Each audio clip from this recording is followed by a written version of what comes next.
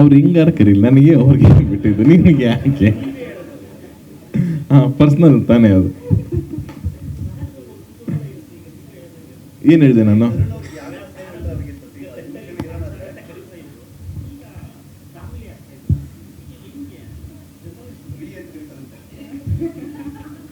ಆ ಥರ ಅವ್ರ ಹತ್ರ ಒಂದಷ್ಟು ಆಪ್ಷನ್ಸ್ ಇದೆ, ಆ ಸಂದರ್ಭಕ್ಕೆ ತಕ್ಕಂಗೆ ಕರಿತಾ ಇರ್ತಾರೆ.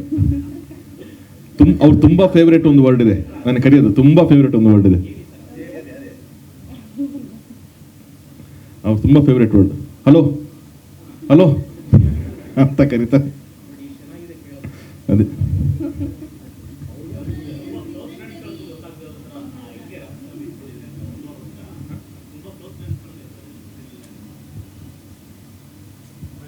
ಅಂದರೆ ಅದು ಸ್ವಲ್ಪ ನನ್ನ ಡಿಸಿಷನ್ನೇ ಆಗಿತ್ತು. ಯಾರು ಗೊತ್ತಾಗಬಾರ್ದು ಅನ್ನೋದು ಇಂಟೆನ್ಷನ್ ಇರಲಿಲ್ಲ ನನಗೆ.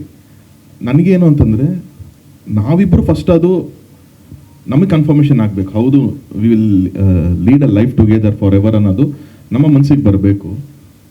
ಆಮೇಲೆ ನಾನು ಯಾರಿಗಾರು ಹೇಳಬೇಕು. ಯಾಕಂದರೆ ಮುಂಚೆನೇ ಏನೋ ಹೇಳಿ ಟಚ್ ಹೊಡೋದು ನಾಳೆ ಏನೋ ವರ್ಕ್ ಆಗದೆ ಥರ ಪರಿಸ್ಥಿತಿ ಬಂತು ಅಂತಂದರೆ ನನಗೆ ಓಕೆ, ಏನೋ ಆ್ಯಕ್ಟ್ರೆಸ್ ಆಗಿದ್ದಾರೆ, ಒಂದು ಹೆಣ್ಮಗು ಇಲ್ಲದೆ ಇರೋದೆಲ್ಲ ನಮ್ಮ ಇಂಡಸ್ಟ್ರಿಯಿಂದ ಏನಿಲ್ಲ ಅಂತಂದ್ರೂ ಏನೋ ಹೇಳ್ತಾ ಇರ್ತಾರೆ, ಅದ್ರ ಮೇಲೆ ಅದು ಇನ್ನೊಂದು ಒಂದು ಡಿಸ್ಟರ್ಬಿಂಗ್ ಆಗಬಾರ್ದು ಅನ್ನೋದು ನನ್ನ ತುಂಬ ಕಾನ್ಷಿಯಸ್ನೆಸ್ ಇತ್ತು.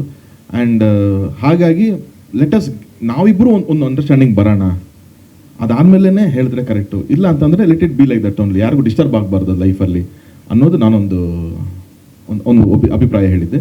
ಹಾಗಾಗಿ ನಾನು ಯಾಕೆ ನನ್ನ ಫ್ರೆಂಡ್ಸಿಗೆ ಹೇಳಲಿಲ್ಲ ಅಂತಂದರೆ, ನಾನೊಂದು ನಂಬ್ತೀನಿ ಬ್ರದರ್ ಯಾವಾಗಲೂ, every best friend has a best friend ಅಂತ ಅಂದ್ಬಿಟ್ಟು. ನಿನ್ನ ಸೀಕ್ರೆಟ್ನ ನೀನು ಇಟ್ಕೊಳಕ್ಕಾಗಿಲ್ಲ ಅಂದರೆ ಇನ್ನೊಬ್ರು ಇಟ್ಕೋತಾರೆ ಅನ್ನೋದನ್ನ ನಂಬೇಡ ಅನ್ನೋದು.